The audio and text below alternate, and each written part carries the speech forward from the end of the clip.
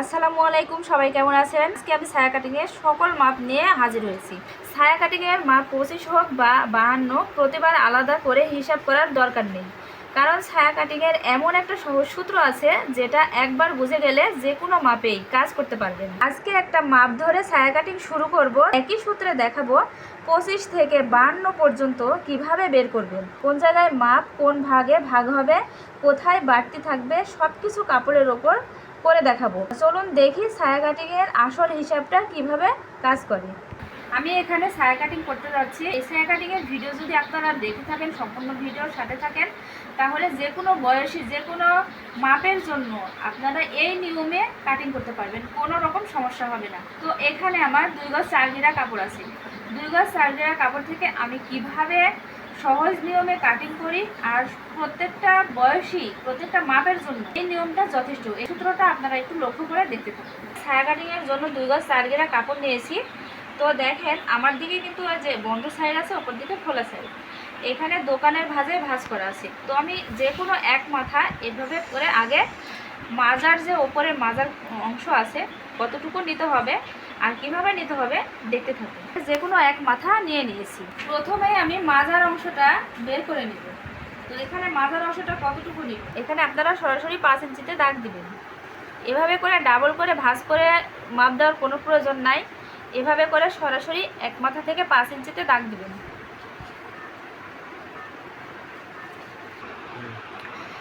এখানে যে মাজার মাপটা আমি 5 ইঞ্চি নিতেছি, যতটা সাইজ আছে এই 5 ইঞ্চি মাপই যথেষ্ট। এই যে আমি এই মাপে কেটে দিলাম। তো আমি এই মাপে আর একটা কাপড় কেটে নেব। এটার মাপে কিন্তু আরেক টুকরা কাপড় আমরা কেটে নিব। তো আমার মাজার কাপড়ের কাজ শেষ। এবার চলে যাব পরের কাজে। এখানে দোকানের ভাঁজে কাপড়টা ছিল, আমি পুরো কাপড়টা খুলে নেব। পুরো কাপড়টা খুলে নিয়ে আমি 2 মাথা এক জায়গায় করে ডাবল ভাঁজ দেব। এখানে মাঝখান দিয়ে একটা মাত্র ভাঁজ দিয়ে 2 পাটটা করে নিয়েছি। কাপড়টা কিন্তু আমার পুরোটা শার্ট করা আছে। কাপড়ের চওড়া সাইড থেকে যে কোনো এক সাইড থেকে আমি 1 ইঞ্চি পর্যন্ত এভাবে করে, নতুন যারা আছে তাদের জন্য বলতেছি, 1 ইঞ্চি পর্যন্ত এভাবে করে মাপ দিয়ে নেবেন। পুরোটা ওই মাথা পর্যন্ত দাগ দিবেন। কাপড়ের চওড়া সাইড থেকে আমরা এভাবে 1 ইঞ্চি পর্যন্ত কেটে নিচ্ছি। এটা বন তৈরি করার জন্য। বন তৈরির জন্য আমাদের কাপড়টা কেটে নেওয়া হয়ে গেল। যে কোনো সাইজের জন্য আপনারা তৈরি করতে পারবেন। এই ভিডিও থেকে আপনারা এই জিনিসটা শিখতে পারবেন। এখন কি করবো দেখেন। প্রথমে আমরা লম্বা ভাঁজে একটা ভাঁজ দিব। ভাঁজ দেওয়ার পরে এই যে ভাঁজটা আমরা কেটে বড় ভাজা 4 ভাজা ভাঁজ দেবো। আমার দিকে আছে বন্ধ সাইড, ওপর দিকে খোলা সাইড। এখন আসছে আসল জায়গায়। এটা খুবই গুরুত্বপূর্ণ জায়গা, এটা লক্ষ্য করে দেখবেন। এখানকার মাপ আর সূত্র যদি আপনারা লক্ষ্য করে জানতে পারেন, একটা ভিডিও থেকে একটা ভিডিও যথেষ্ট। এই ভিডিও থেকে আপনারা সকল সাইজের মাপের জন্য ছায়া তৈরি করতে পারবেন। এই ছায়াটি আমি কাটিং করতে যাচ্ছি 52 ইঞ্চি সাইজের বডির জন্য। এখানে আমি 52 ইঞ্চি সাইজের বডির জন্য আমি 6.5 ইঞ্চিতে এই মাথা থেকে একটা দাগ দেবো। এখানে আমি 52 ইঞ্চি সাইজের বডির জন্য আমি সাইডটি কাটিং করতেছি। এখানে 52 ইঞ্চি বডির জন্য 6.5 ইঞ্চিতে নিব। এই বন্ধ সাইড আমার দিকে আছে, এটা খেয়াল করবেন। এই কর্নার থেকে আমরা 6.5 ইঞ্চি নিলাম। আমরা এই কর্নারে গিয়ে 6.5 ইঞ্চিতে নিলাম। ওই কর্নারে যতটা মাপ নিয়েছি 6.5, এই কর্নারেও আমরা 6.5 নিব। এই কর্নারের দাগ থেকে এই কর্নারের দাগ পর্যন্ত এভাবে করে একটা স্কেল ধরবেন, ধরে সোজা এরকম করে দাগ দিবেন। এবার আসি আসল সূত্রে। আমি যে এখানে মাপটা নিলাম 52 ইঞ্চি বডির জন্য, তো আপনারা ভাবতে পারেন যে এটা তো 52 ইঞ্চি বডির জন্য তো শেখানো হলো, তাহলে সব সাইজের বডির জন্য কীভাবে আমরা বুঝবো, তাই না? তো এখানে দেখেন আমি 52 ইঞ্চি সাইজের বডির জন্য এখানে 6.5 ইঞ্চি নিয়েছি। আমার চ্যানেলটি সাবস্ক্রাইব করে রাখবেন যেন আমার পরবর্তী ভিডিও আপনাদের কাছে পৌঁছে যায়। একটা লাইক দিয়ে সুন্দর একটা কমেন্ট করে যাবেন। তো এখানে আমি 52 ইঞ্চির জন্য 6.5 ইঞ্চি এখানে নিয়েছি। আমি প্রথম থেকে শুরু করি যে 25 ইঞ্চি থেকে শুরু করি। এখানে আমি 52 ইঞ্চি বডির জন্য 6.5 ইঞ্চি নিয়েছি, তাই না? তাহলে এখানে 25 থেকে আমি প্রথম থেকে শুরু করব। 25 থেকে 52 পর্যন্ত কার কতটুকু মাপ নেবেন।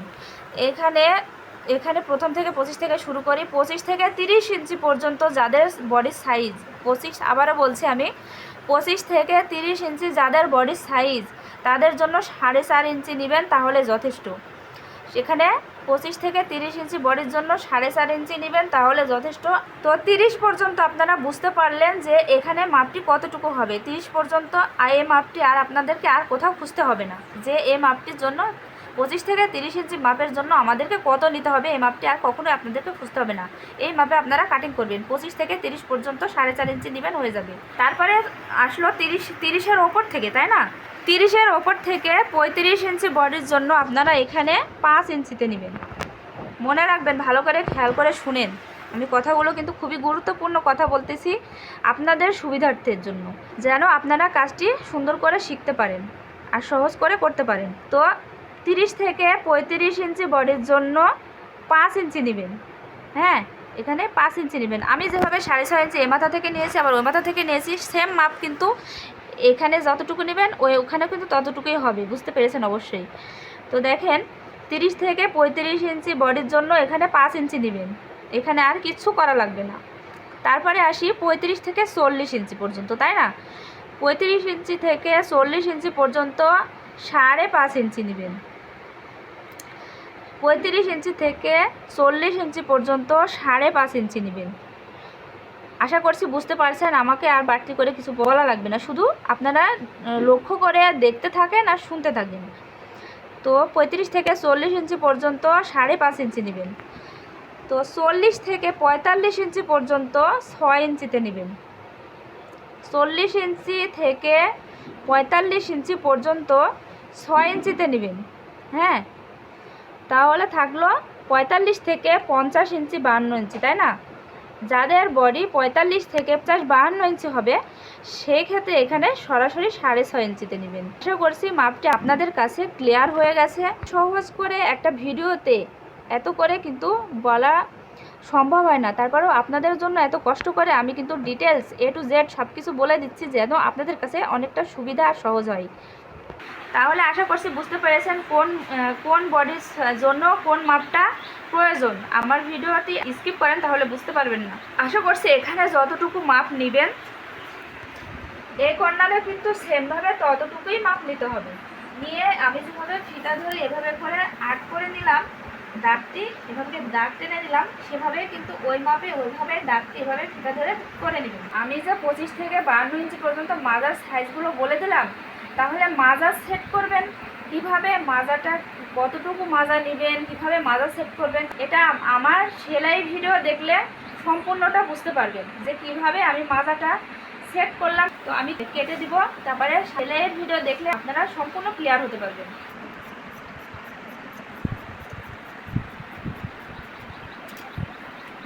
তো দেখেন, এখানে 4 পার্ট হয়েছে,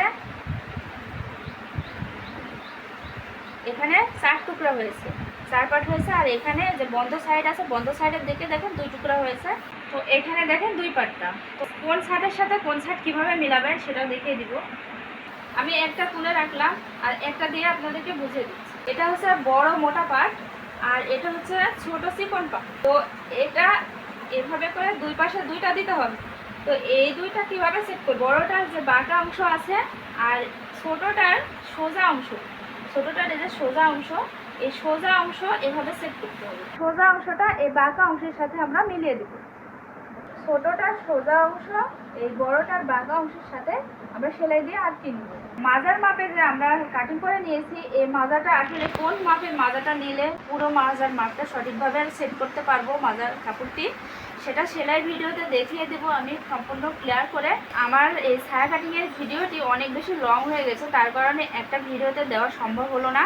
অবশ্যই পরবর্তী ভিডিওতে কাটিং ভিডিওটি দেখে নেবেন, তা না হলে কিন্তু মাজার মাপটা আপনারা বুঝতে পারবেন না। আমি কিভাবে মাজাটা সেট করলাম, কিভাবে কতটুকু নিলাম, কোন সাইজের জন্য কতটুকু মাজা সেট করলাম বুঝতে পারবেন না। আশা করি সেলাই ভিডিওটা দেখে নেবেন। তো গাইজ, এত কষ্ট করে এত সুন্দর করে সহজ নিয়মে আপনাদেরকে কাটিং ভিডিওটা দেখালাম, অবশ্যই আমাকে একটা সাবস্ক্রাইব করতে কিন্তু আপনাদের অতটা কষ্ট হবে না। তো আপনাদের কাছে একটা রিকোয়েস্ট যে আমাকে একটা সাবস্ক্রাইব করে দিবেন আর একটা লাইক করে সুন্দর একটা কমেন্ট করে যাবেন। আর আমার আরেকটা চ্যানেল আছে, সেটা হচ্ছে নিরালা দর্জি, সেখানে গিয়ে একটা সাবস্ক্রাইব করে দিয়ে আসবেন। সবাই ভালো থাকবেন, আল্লাহ।